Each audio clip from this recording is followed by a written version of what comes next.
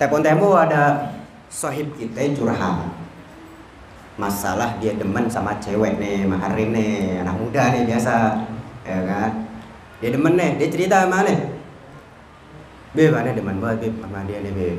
Pokoknya diceritain tuh semua ya kan, namanya anak muda dan dia juga emang bukan orang pesantren, bukan orang yang beragama banget gitu, cuman paham tentang ilmu agama dikit-dikit paham lah dia. Dia demen sama perempuan nih, ya kan? Dia udah ngebeliin apa yang si perempuan demen, ya kan? Beliin ini, beliin itu, terus diajak jalan bareng. Akhirnya sampai saatnya dia nanya, posisi gua di hadapan lu sebagai apa? Ini ada kaitannya nih sama ini, ada kaitannya nih. Posisi gua di depan lu apa? Bahasanya gitu deh. Teman aneh ngomong macamnya nih. Si perempuan seharinya bilang, ya sebagai teman doang lah. Langsung sakit hati deh. Jadi selama ini gue berjuang buat elu nih, gue dianggap teman doang. Jadi kepengen dia dianggapnya sebagai kekasih meren gitu. Terus si cewek bilang, lu gak bilang I love you sama gue. Paham gak tuh? Dari syahadat, orang berjuang mati-matian untuk Islam, kalau dia meninggal tidak mengucapkan 2 kalimat syahadat, artinya apa? Dia belum bilang I love you sama Allah Subhanahu wa taala. Gitu. Paham kira-kira ya? Jadi kalau misalnya ada orang kafir meninggal sedangkan semua hidupnya dikerahkan untuk Islam, tetap dalam keadaan kafir. Kenapa? Karena yang tadi Anda bilang tidak mengucapkan I love you sama Allah Subhanahu wa taala. Tapi bagaimana Bib? Kalau misalkan ada orang lahir dia bisu. Bisu apa sih namanya? Kalau nggak ada suaranya apa? Bisu ya, benar ya? Bisu. Lahir dalam keadaan bisu dari kecil nih sampai dia tumbuh dewasa udah besar, kan nggak bisa tuh dia ngucapin 2 kalimat syahadat, ya kan?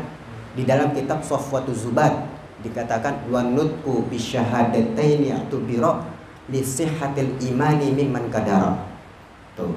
Jadi kalau misalkan ada orang terlahir nggak punya lidah, misal dari kecil nih sampai tua, atau mulutnya bisu nggak bisa ngomong, sedangkan orang Islam kan harus syahadat. Kalau bisu bagaimana dia ngucapin syahadat? Kalau dia nggak punya lidah, bagaimana dia bisa ngucapin syahadat? Kan nggak punya lidah, susah. Atau misalkan dia bisu, bagaimana tuh?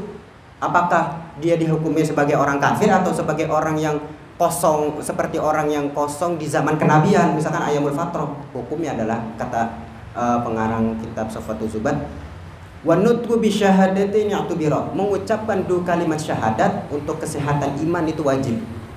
Tapi ingat, li sihatil imani mimman qadara, bagi orang yang mampu.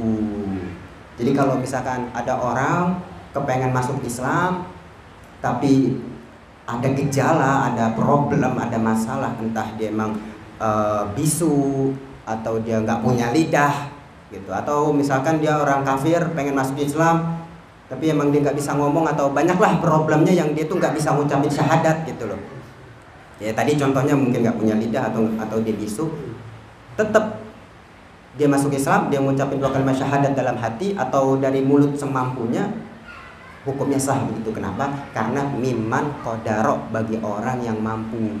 Dia mengucapin 2 kalimat syahadat ya untuk masuk Islam, itu bagi orang yang mampu untuk mengucapkannya ya, untuk mengucapkannya aja.